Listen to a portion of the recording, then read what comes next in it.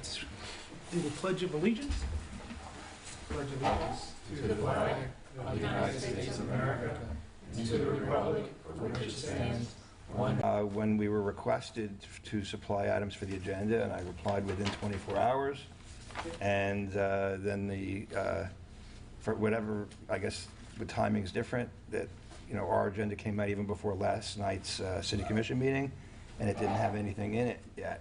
So what would you like to add? I would like to add the 5 things that were in that email.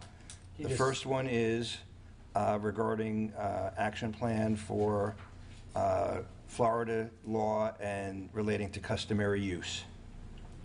Okay. The second thing is regarding posts and signs that are popping up now on the beach beyond the one that was in the news. There's some other big ones now. Okay.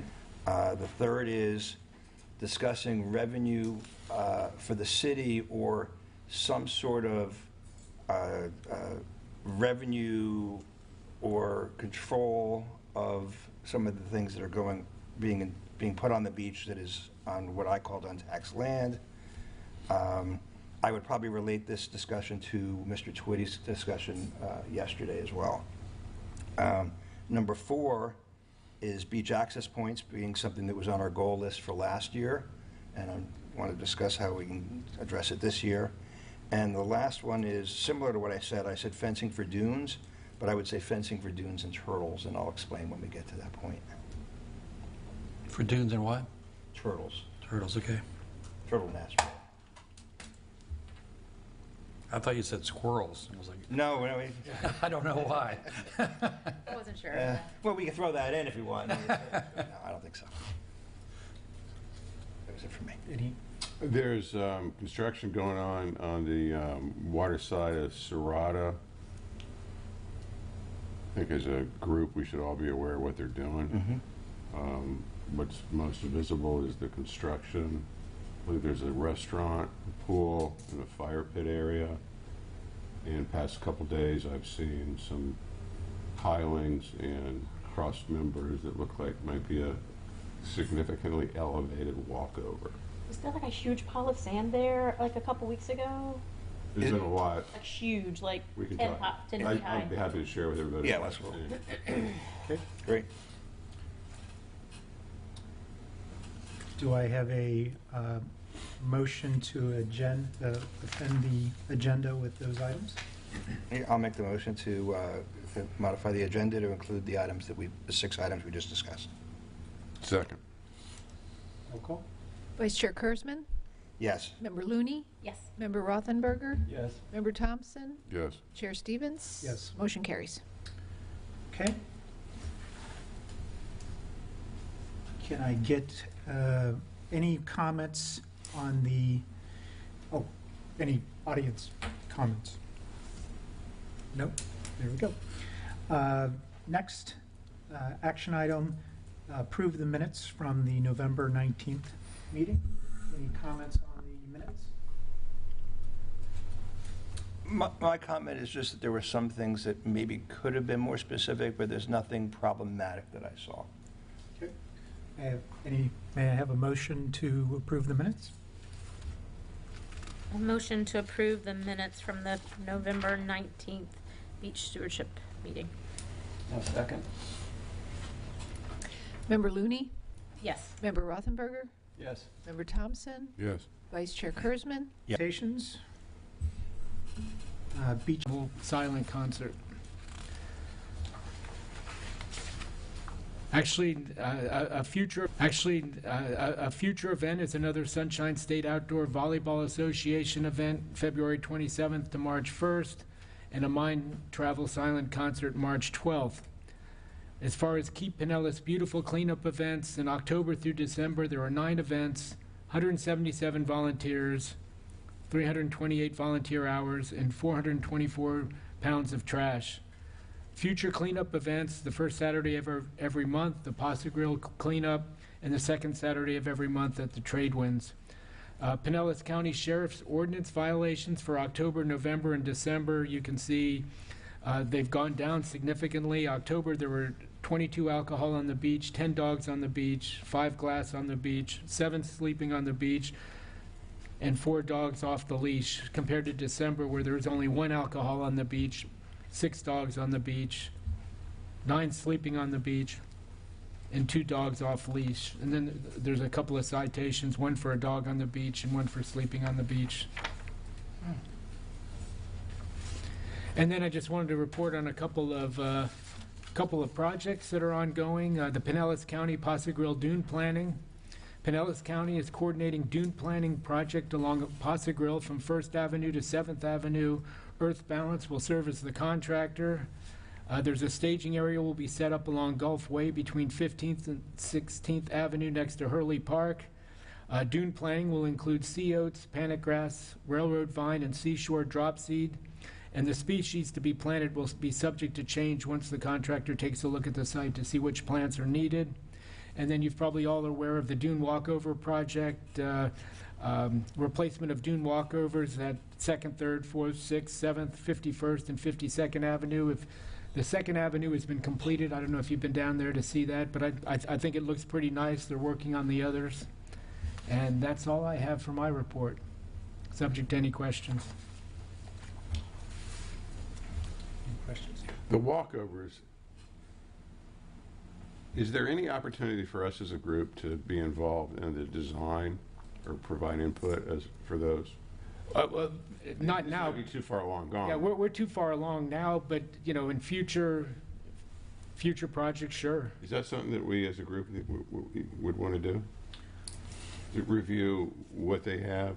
Some walkovers have seating off the side, some have foot washes, some are steep to climb, you can't get a wheelchair over, some are not. There's a variety. I don't know if there's a standard or not. I'm sure it's, you know, relative to where it's being installed.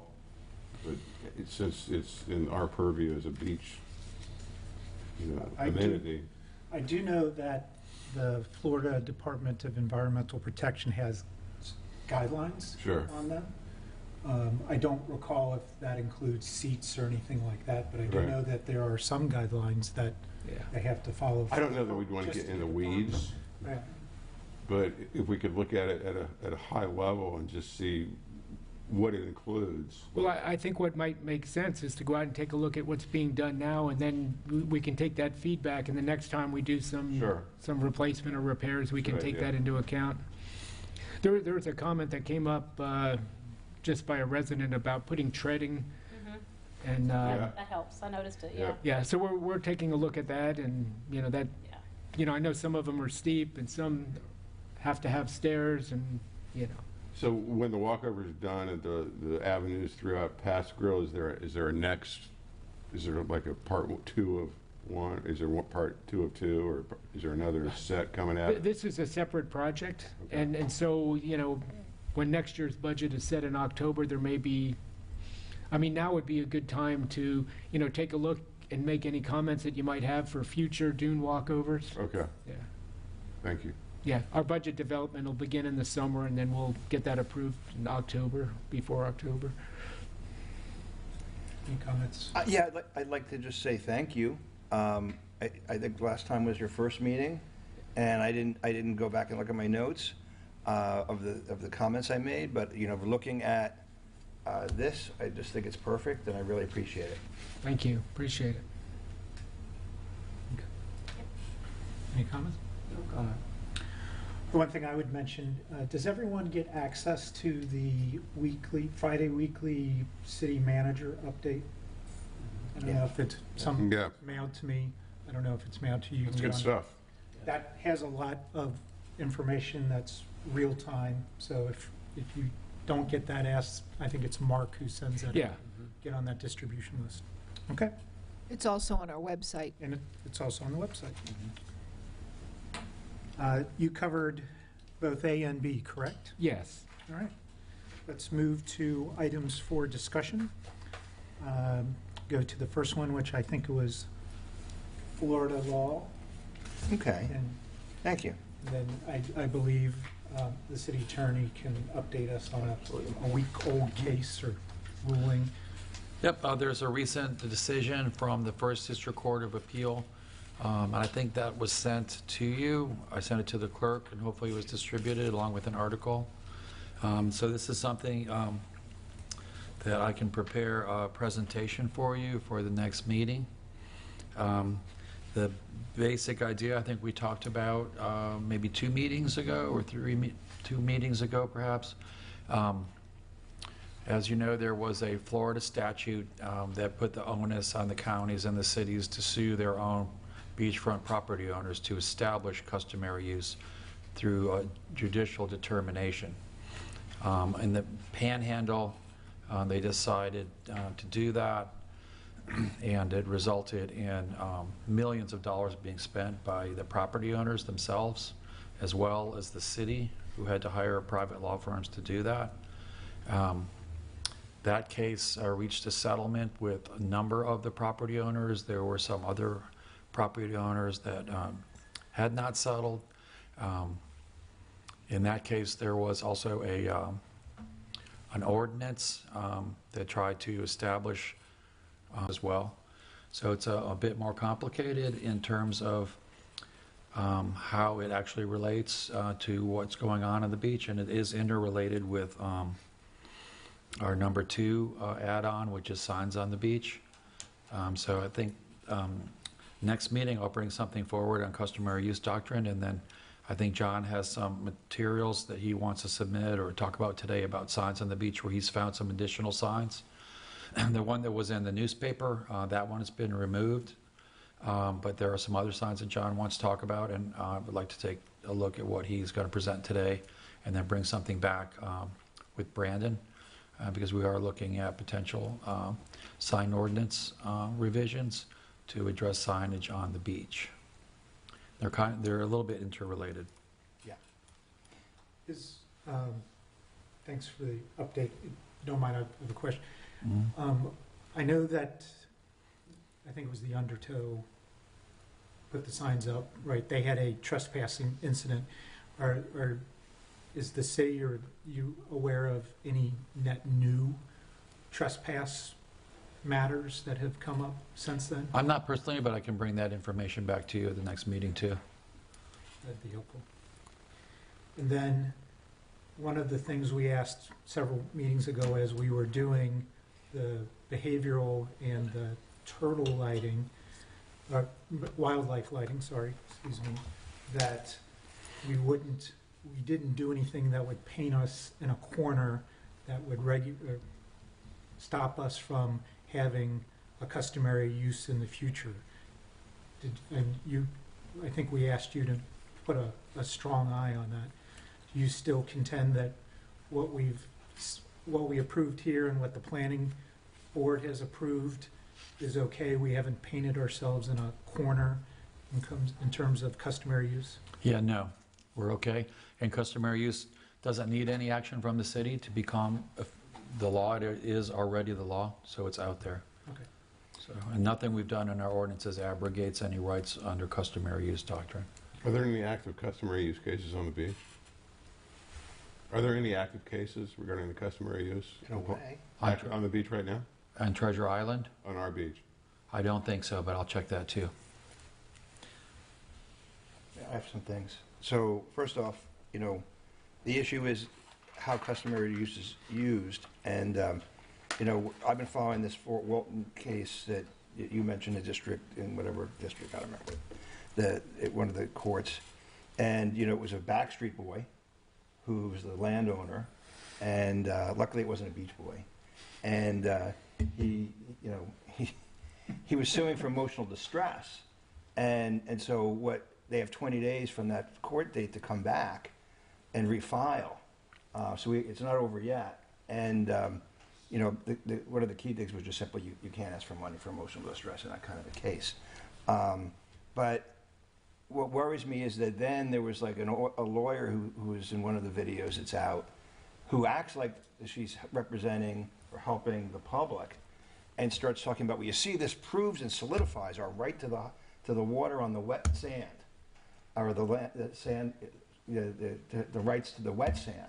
And what I read from it, and I think that what I think you were saying, is it also has repercussions to the dry sand, of course, as well. And that's really what we're concerned with, because I think we all know that the wet sand is the sovereign state-owned land, and customer use is what we talk about in between. The wet sand is like an area that people just use as a, since time immemorial, for the particular activity that's happening, Parcel by parcel. parcel by parcel. So, yeah, I have an ad, for instance, from, a long time ago. I didn't look up the date. It was the 1960s or 70s for Gulf Winds condos, where they said a total of 26 miles of Gulf beaches are yours to enjoy. And, that's sort of a message that, and I've heard this from many people. I'm not trying to do the committee where I do the jump ahead. But one thing I do think is important to mention is the jump ahead. But one thing I do think is important to mention is that reading in Fort Walton, there was an argument made, and it actually makes sense, that you talked about a survey. The mean high water line is like 19 years, because that's a complete solar cycle of all the different all the different gravitational forces. So you average up 19 years. I don't yet know whether it's a fixed 19 years everywhere or it's a rolling 19 years. But, I agree with what you It's a rolling. It's a rolling, okay. So every year it's adjusted. I looked at satellite photos and realized that a lot of our beach, the MHWL, has actually moved in some places and moved out in other places. But like you said, normally people just look at the apparent one.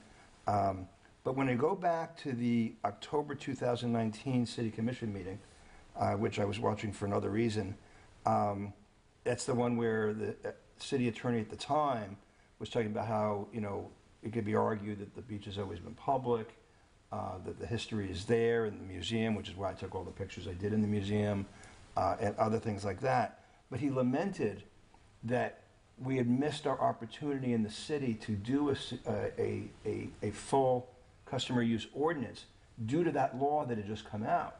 So back then, they had wisely done one that just provided the affirmative defense, that ability to refer to customer use when you're defending yourself.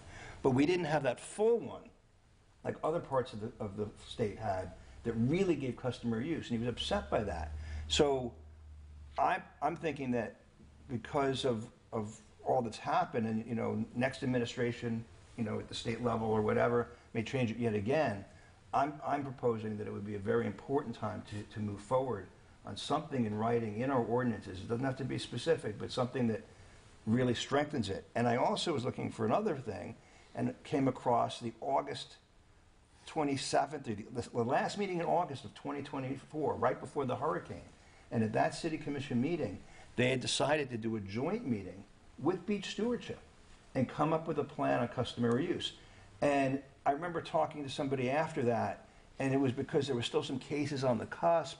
There was the legislation in Reddington, all these other things going on they wanted to see. It made a lot of sense to wait, other than to collect information from people about customer use. So I'm amazed by the number of people I've run into that say, oh, I remember when this. And I'm like, I try to get their name or contact information, but the idea back then in August of 24, before this little hurricane that happened and everybody's priorities changed, was we were going to try to really come up with a way to lock in. And now we have that window. So I really propose that we would, try, I'm hoping, that's my input, is that we would try to move forward on that. That's my number one comment.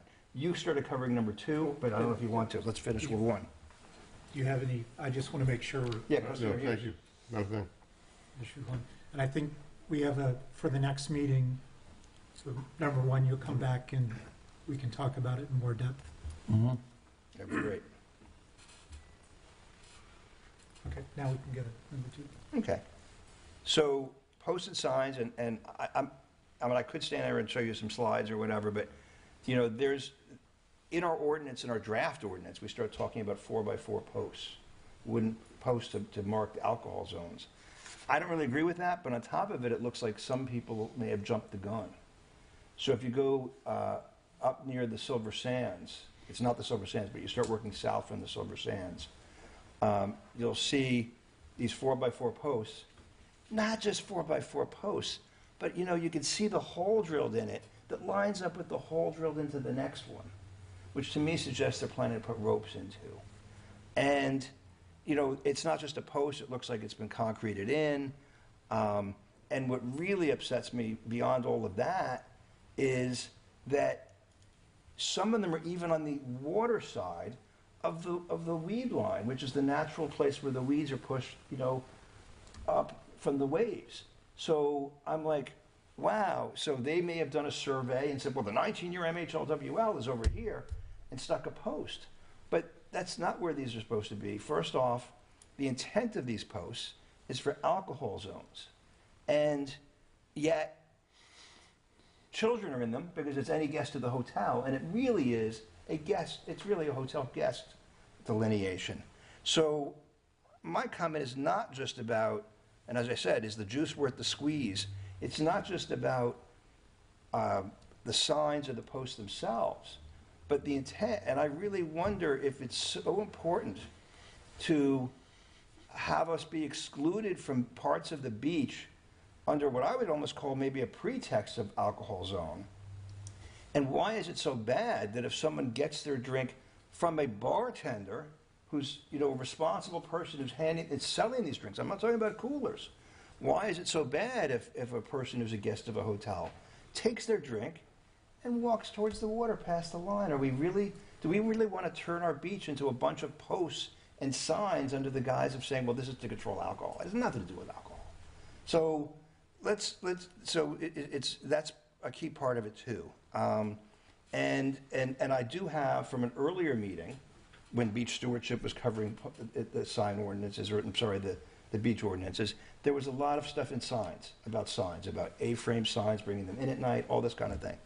The issue was that right around that time there was some law changes that had First Amendment issues. So they just got gun shy and pulled it all out. Now, though, in listening to Attorney Brooks, he's got a good handle, and it seems like the law is solidified. We know how to do these, and I think a lot of what they had in there is pertinent. I can provide that back to you again if you want to use it as a starting point. Yes, please, yeah. So that was it for my comments on number 2. Any comments? I mean, yeah, I see signs, new signs, it seems like, pretty often, so I'm not a huge fan of signs everywhere. But I understand, I think they're trying to protect themselves based on conversations that have been in the past about things that could happen if alcohol is taken out of their zones and things like that. So I think they're just trying to protect themselves. So I think there needs to be more conversations about, like you said, about the alcohol and where it can and can't be, and are signs everywhere that important? John, can you get us the photos of the signs with the addresses on them so that we can do a little research? Yeah, I had a on big them, too? presentation. I have some, yes, I'll You definitely. can get it to us ahead of time before next meeting so that we have time to go through it. So I'll send that to the clerk and yourself. Yep, and to Okay. staff. Yep. And then Brandon, probably include Brandon Berry. Okay. So that, you were going is where I have, with my shoulder issue, I haven't been out on the beach lately. I haven't seen these new posts.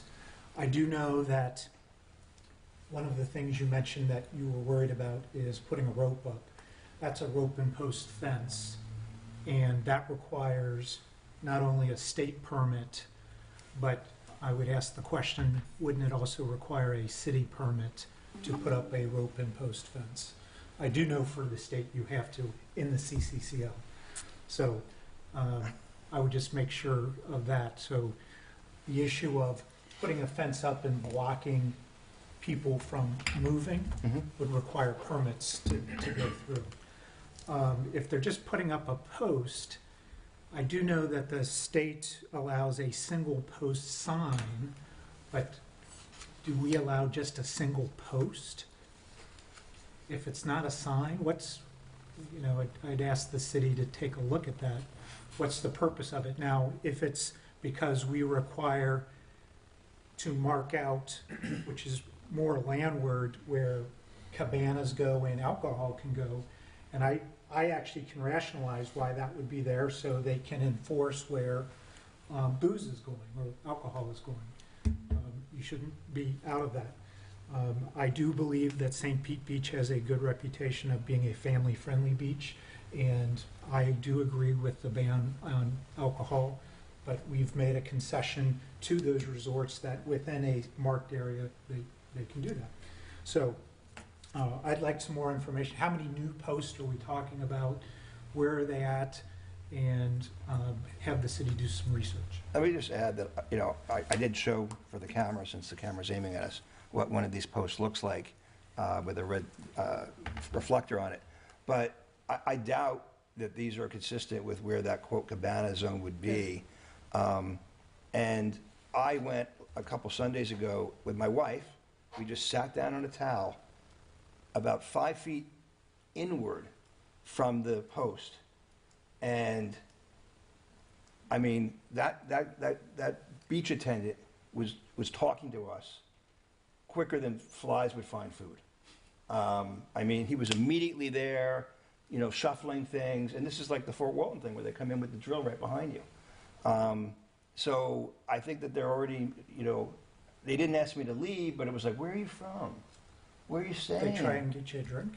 No, they weren't even serving drinks yet. So he was just the guy that's, pulling the chairs out for guests. But there were no chairs out there. It was.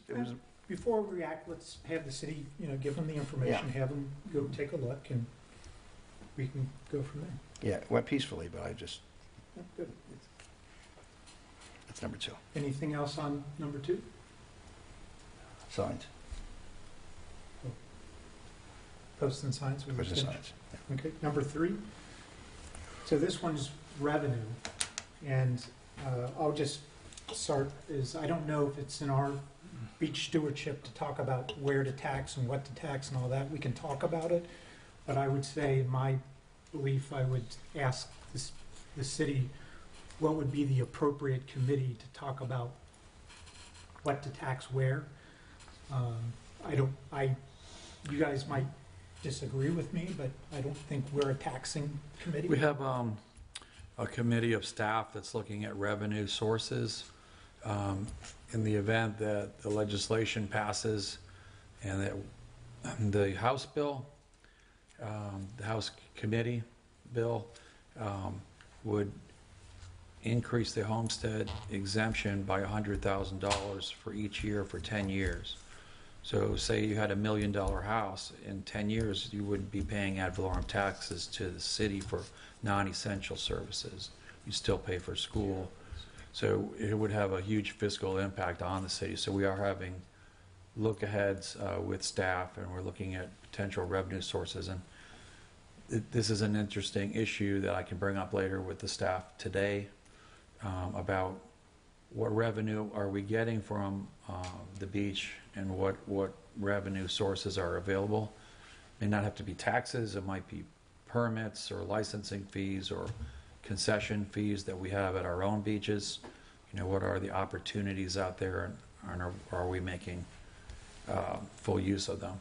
I think Vice Chair Hersman has some ideas that could fall into that quite nicely. But let me clarify also, for instance, last night I did speak when our tax assessor, Mr. Twitty for Pinellas, was presenting, and I had some questions, but I didn't think, and I forgot, I was rushed. It was on my card that I wasn't representing beach stewardship, but it said that I was representing myself. And I didn't think I was really doing beach business in that discussion. What I'm really trying to get at is, yes, so we have some ideas on what could be the revenue details, but it's really also about just striking the right balance between commercial and public or residents. And for instance, and I had it as a slide, some hotel, and I didn't get into this aspect, some of the hotels, charge a fee. Okay, and typically when they charge a fee, like at the Serrata, that beach area is usually almost empty because they bring out the chair or enough for what they really think they're going to use that day. However, other hotels, like certain parts of the trade winds, what they do is it's included in your resort fee. Now, the resort fee is the money that a person pays, but Expedia doesn't get a piece of it because it's not part of the booking. So that's why I was thinking about this other financial aspect. But it also is because the guests are allowed to only allowed once they've checked in after 2 o'clock, according to their website, to reserve chairs for the next day.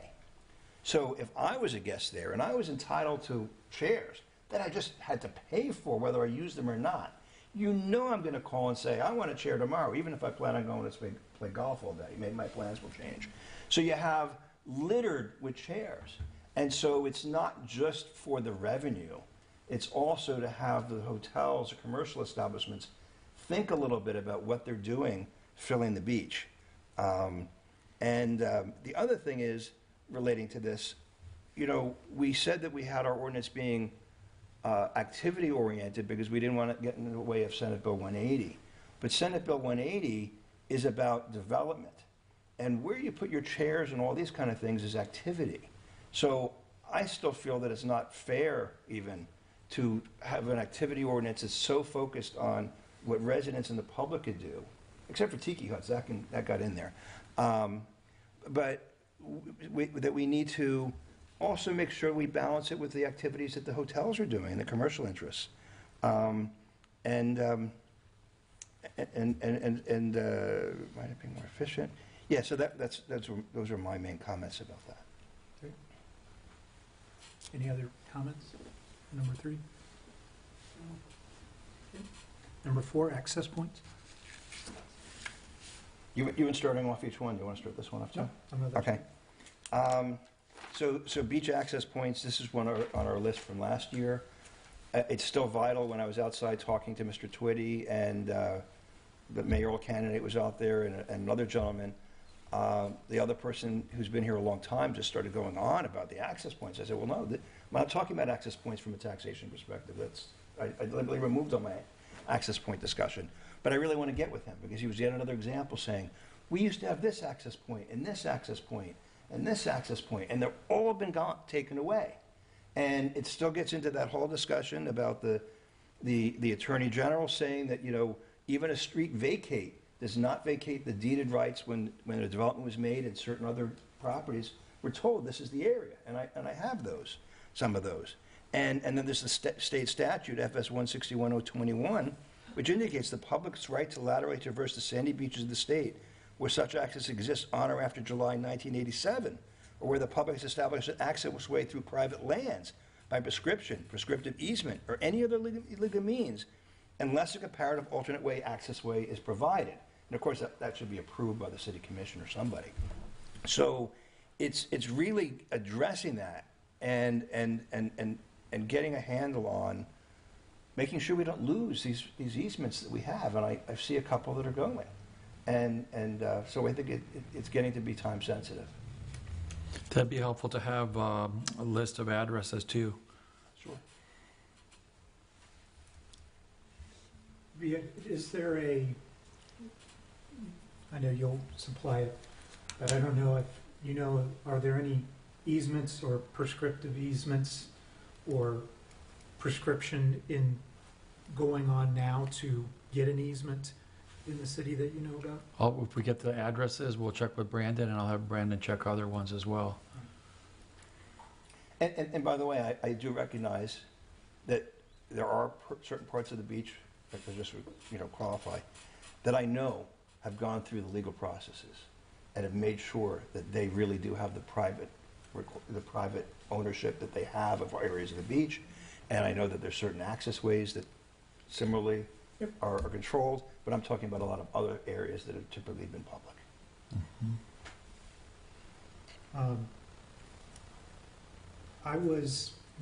I believe I might have a contact from a city planner from past, and I don't remember his name right now. I called him. He lives up in Jacksonville. But he might be a resource. I think he volunteers at a museum or something that could give us some history on how the city way back when was planned and how access points. That would be very helpful because we were actually looking for someone with that kind of knowledge for one of the cases. And I was led to believe he might have old maps. And it was through a conversation with the fire chief that when I met her, as I was doing my walk around as a beach stewardship, I went and talked to the fire chief on his thoughts of the beach and what was going on, and he mentioned that. Okay. I'll reach out to see if I can get that contact name and provide it to you guys to see if there's some information to be shared there. That would be great, thank you. I actually had that name back from right before the hurricane, and I got distracted. Yeah. So I spoke to him a couple of weeks ago. He said he would send me stuff. I haven't received it. I've texted him since then, just to make sure it wasn't an email issue, because he thought he had also sent stuff to the fire chief who had not received it. If you send us the contact information, we can reach out from the Yeah. city too, Maybe might help. say having them. His name, okay. And number 5, I think it was fences. I assume you're, well, yeah. You're on a roll. Okay. I have a slide, and it has a bunch of URLs all about the proper way to create dunes. And it describes the angles you're supposed to use, how certain waves in the sand are more effective for protecting your inward land, and how it's more protective of the dune, of the shape of the beach itself, and a lot of things like that. And I'll send that along again to the clerk and the people we talked about. But one of the pictures, and the chair may know this better because he's so involved with this. You know, in a lot of places you go at the beach, they have those slatted fences, and it's a slat and then equal. This is according to the research. It says this is what you should do. It says to protect your dunes, you put a slat, a gap equal size, and another slat, and you do that. And it's not just for marking off the dune, which I think is very important, because people don't, I'm seeing in Treasure Island, people taking pictures and complaining about people sleeping on what looks like the beach, or sitting on beach. And I'm like, well, there's a rope behind them of a dune mark. Oh, but that's not the new one. We just planted new stuff. Well, you know, people aren't mind readers, not dune experts. So marking and clearly delineating where the dunes are is really vital. And the thing about these slatted fences is something about the physics, is that, and I don't know, maybe we don't have as much wind as they have down in the Carolinas as these other places, or the same kind of sand, but the sand supposedly builds up in the fenced area naturally just by the slatted fence.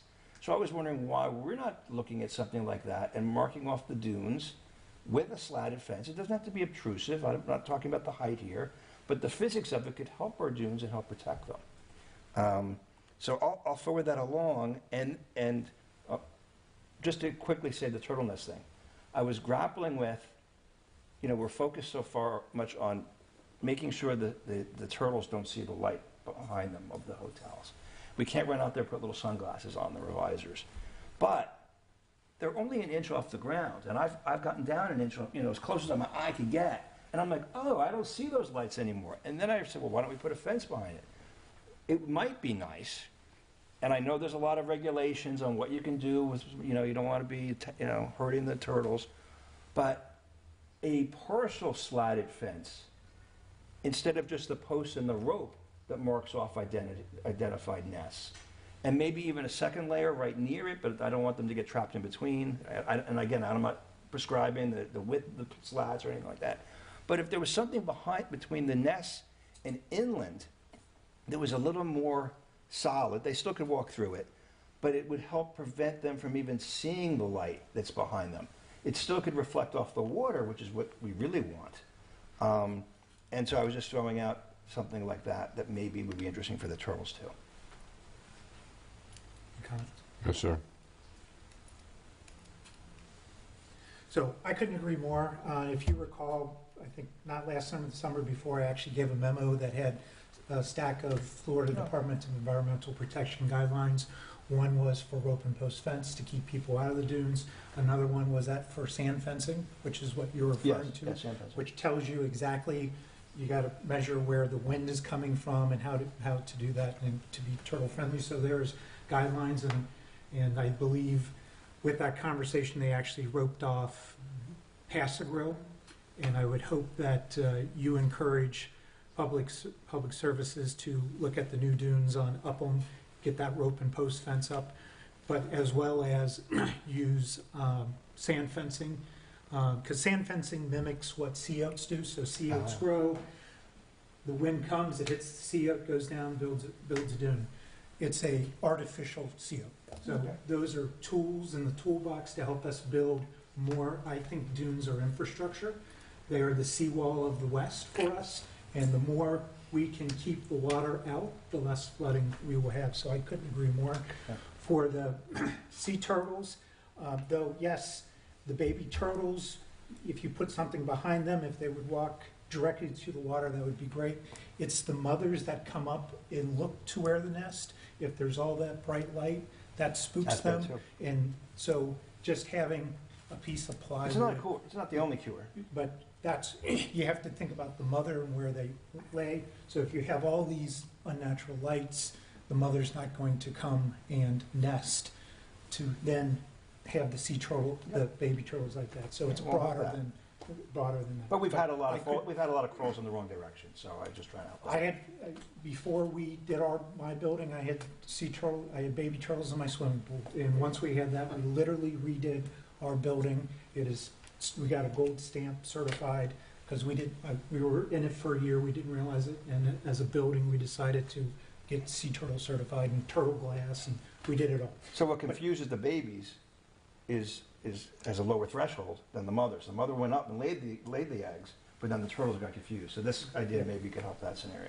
Yeah, but we have to solve for both. Sure. So I couldn't agree more, and I would ask the city to look at the guidelines for rope and post, and also try and find, be it through the Pinellas County sea oak giveaway, where we could get a grant to actually plant more sea oats, as well as look at installing sand fencing to help build up those dunes to keep the water away. That'd be nice. Let me relate it to that just real quick. Have we been seeing many turtle nests in the dunes? Because I was reading some studies to understand how turtles think, and supposedly the nests follow a bell curve between the high water line and the toe of the dune. So they made it seem like you don't really expect them to nest in the dunes. They use that as a signal to like give up and either lay or head back.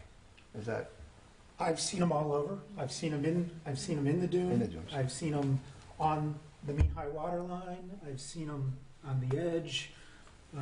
Okay. As I walk, we actually, during turtle season, we'll actually walk and look at them all. Mm. There's no, Okay. I don't see a distribution, but I'm not the expert. I would say call Bruno Me neither. from Sea Turtle Trackers.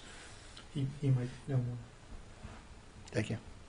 Any other for fencing? And I think number 6 was, we're going to talk about the construction behind the, what hotel was it? So, yeah, so there's several projects going on the beach. Mhm. The first that jumps out at me, because I walk by it almost every day, is the work going at the Serrata. There's a excavation for a new pool that's going into the sand between the water and the buildings. Pool there, I think, is still active. There's a huge walkover between the buildings and the pool. In addition to the pool, there's plans for a new restaurant and a fire pit. The point of this is there's a lot going on, and there are plans, we've all seen the plan, the 10-year plan for Serrata, trade winds. So I'm focusing on what Serrata's doing, and we're all visually oriented. I see this, what looks to be a big walkover that might be, a good 15, 20 feet off the grade of the sand. Mhm. Significant. And I'm like, what's going on over there? So I walked, I see the signage, they got the fencing up, you can peek in, see, they're making progress. It's nice to see development. And Yep. so that's one piece of it. The other, the original, the old Swigwam, the quintessential beach bar, PCI? it was there one day, I walked the next day, and it's magically erased. It's gone. And PCI, the current PCI? Yeah. Okay, thank you. And then the other, structural, the other buildings, around the old Swigman, they're gone. The Bellwether is still shut down. We know Trade Winds has a long-term plan. I think it'd be good for us as a group to know, because if we don't, we're not doing our jobs, what's going on with current and future planning?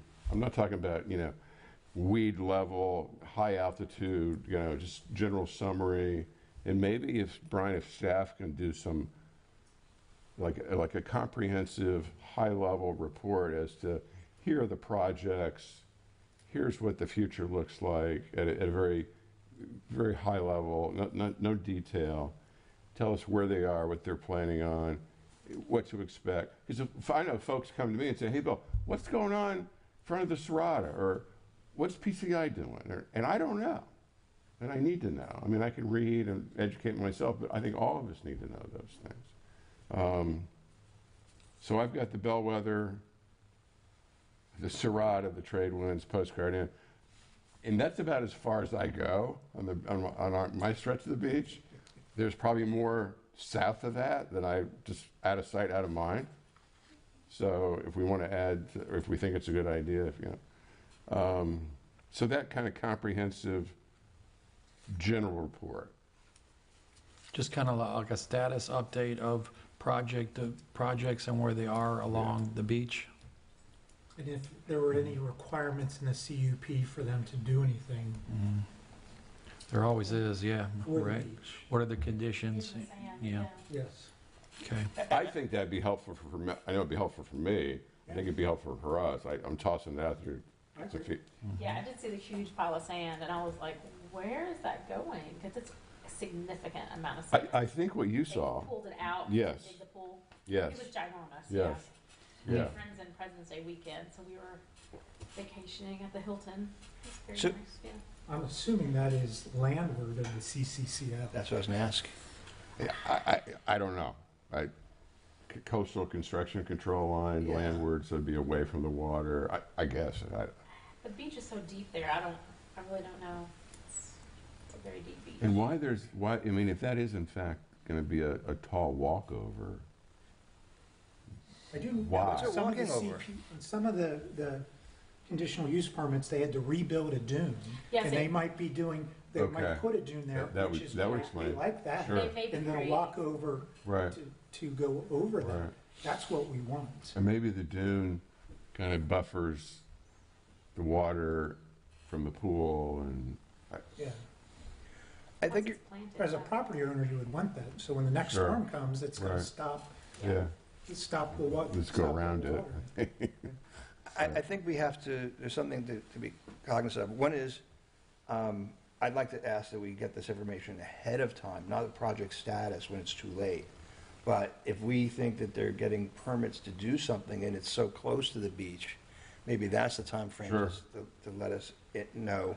Because I have no idea when Tradewind's going to do something for their 20-year Well, plan. and on that point, and it's a valid point, not to make it overly complicated, but if the city extends an invitation to the folks at Serrata and/or at Tradewinds or PC, and say, hey, if you want to come in and do a quick chalk talk and let these guys know, generally speaking, what you guys are doing, we would welcome that.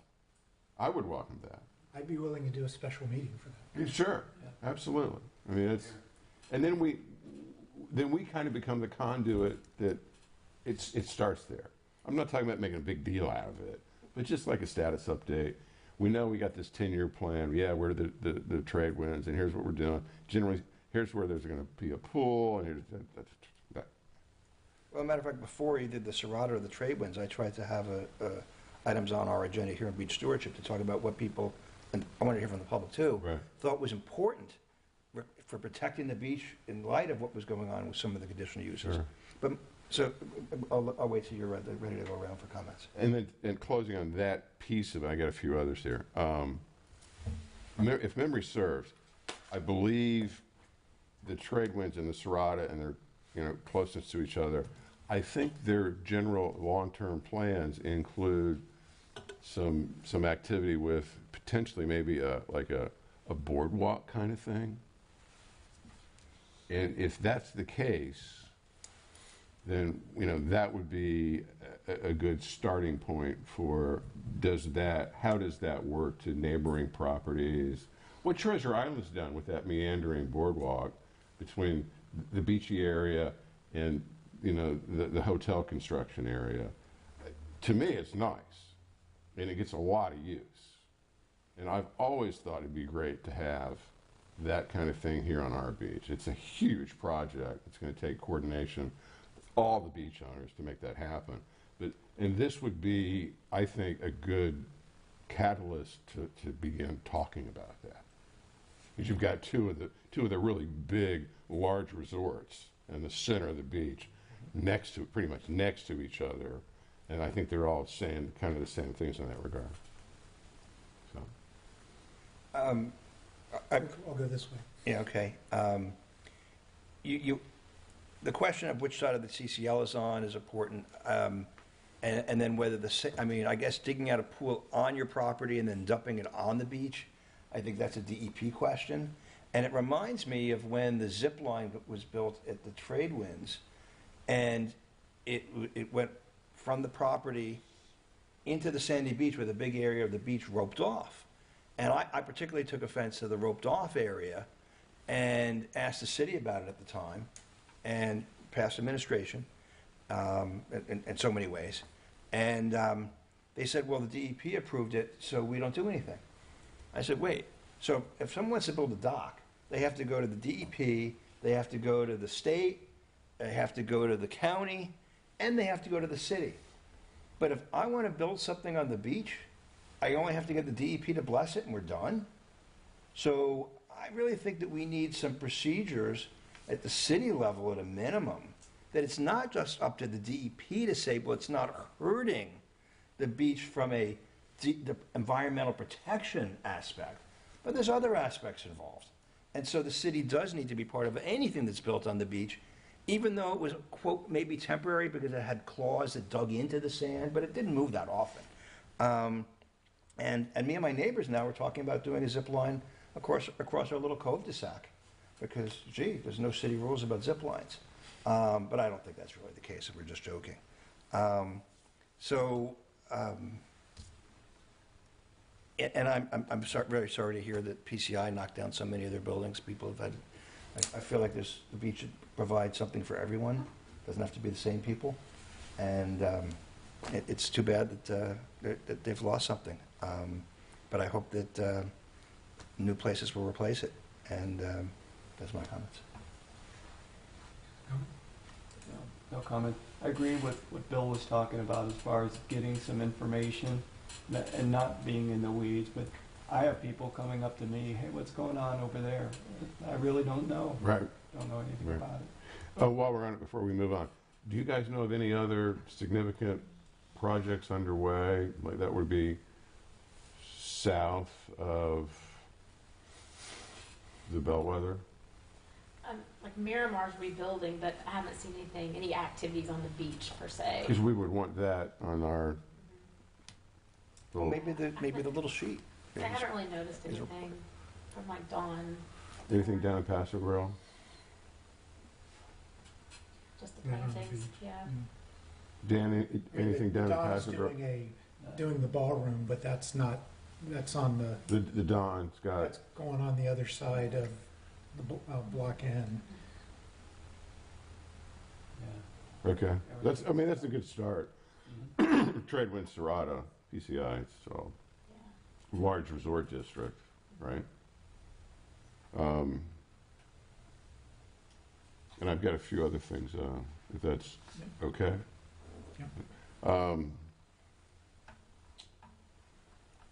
The Paradise Grill at Upham has been going through remodeling, which is cool. They got a bright, blow your eyes out, yellow exterior walls. It looks great. It's underway. I know we don't meet but every 3 months, so they'll probably be done by the time we get back together, but that kind of struck me as a surprise. Did you all know that was going to happen? Okay, neither did I. So if there's something that the city's going to be doing, because I believe that's city property, City owned. I think it'd probably been helpful for us to have been aware of that. If not for any other reason than just sharing information with interested residents. And then in the same regard, I think it was about 3 years ago, it was under Mayor Johnson's administration that a project was on the books for reworking that whole plaza and the parking configuration. Upham. Did you all, that was before my time here, but did you all have any sight into that? Well, I actually have spoken to the city commission and went to the parking workshop, and I specifically for that area made a recommendation that there's a big area that doesn't have parking, and that could be an extension of the resident-only parking area that's in that area. Okay. Yeah, so I mean, and that gets to be a big thing really fast. But I would like to know where that project stands, if it's still going to be done. Brian, do you have any knowledge of that at all? I don't. Okay. I can. And there's nothing that's time sensitive about that, but if we can put that on the agenda with everyone's agreement for our next meeting, could we get an update on that? Because I remember seeing some plans, and I mean, the parking I think was going to potentially double. That's great. And the problem was, I believe the CCCL and ownership of the dune area between the walkway and the dune and the water, and the city or the county might have. I mean, there was a lot of. So they were paving new areas that hadn't been paved before. Well, the plan that I looked at had part of the parking encroaching and set over what is now grassy sea area, Oh, that would That's a sound- lighting issue. which would be problematic. I mean, that's. I'd have to, I have I went to the state website and downloaded their GPS data and overlaid it on Wow. Google Maps to You show where the did. CCL Good is. for you. So you can actually scroll and see where the CCCL is, and I just don't remember where it is Okay. out there. Okay. Yeah. But it's pretty close. As you know, the lot, we have to re-nourish that beach. There's not a lot Yeah. there Yeah. of, Yeah. of non-CCCL. It was back in 05, 06 that the water was maybe Yeah. 6 feet off the end of the walkover in front of the grill. Whoa. Yeah. Yeah, that's. Yeah. I mean, that's, if you can picture that. What's the building just north of that that has, here's the grill. and The then Caprice The Caprice, right? I think the with CCCL. the blue goes metal through- roof. Yeah. The CCCL goes through that property. Oh, is that right? Yeah, so I Okay. don't think there's much, Okay. but Brian can look to see if the. Yeah, whatever if we happened to could that kind of project. research that and just lay some eyes on it and know if it's not going to happen, then, but if it's still kind of I perpetually haven't heard anything pending. about it, so I would. Yeah, I don't know, but And, we can look into it. and that reminds me, I have in my big 500 slide set of all beach-related things, I have sections in the map from the DEP side, I think, that shows the CCCL. And it's satellite photo, and I can't share it with you unless I share it with you here, but of course, it covers the Serrata and all those other places. Sure. So maybe in the packet that I send, I'll include the CCL maps. And to help, you might, and Al Johnson, we can meet after, I can give you his number. He's a treasure trove of information, excuse me, and he's more than willing to help out and say, oh yeah, and in probably about half an hour, you probably save yourself 2 days worth of work. Right? So, and then finally, once again, we have spring break right around the corner. So I thought, since we're not going to be meeting it again until when, I don't know, March, April, June, May 20th, it says. May. So we'll be looking in the rearview mirror at spring break next time we're here. Is there anything that we should think about, discuss before it hits us? I'd like to I just say- wanted to toss that out. I'd like to say that I didn't think it was very welcoming when we put up all these signs right on our bridges, and it wasn't just for spring break, about zero tolerance and so forth. It caught a lot of people by surprise. I mean, we obviously, want to make sure people are controlled, and many communities even have special rules for those 2 months They get more limiting about alcohol. They have special rules just for those 2 months, because as the people up in Walton Beach and those whole areas, the Panhandle, tighten down, the same people are looking to where to go next. And, you know, we enjoy tourism, but we want to make sure that we have some of the similar controls that others, just to keep, so we don't become attracted by our lack of. I should know this, but I don't. Are there nesting seasons that overlap with spring break? The birds, well, when they start, I mean, I think they've already got it roped off down in Fort DeSoto for the nesting birds. I don't know if that's all the time, but, They rope them, which we yeah. can do with our skin. Ryan, have you seen anything come across your desk in regards to preparations for spring break? I have not. Okay. No. I just Last think we year, should or be the year welcoming. before, they talked about enhanced patrolling of that, if you could look into that.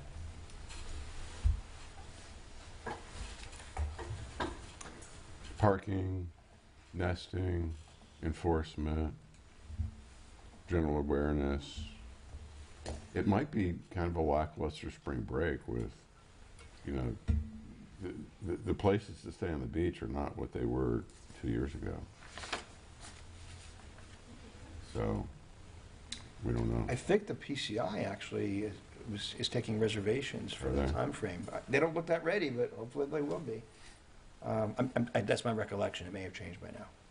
That's the center of the universe for spring break on CPP. Not anymore. That's all I have. Any other comments? Ryan? Ralph? Any- I'm good. All right. If everyone's okay, we are adjourned. Thank you.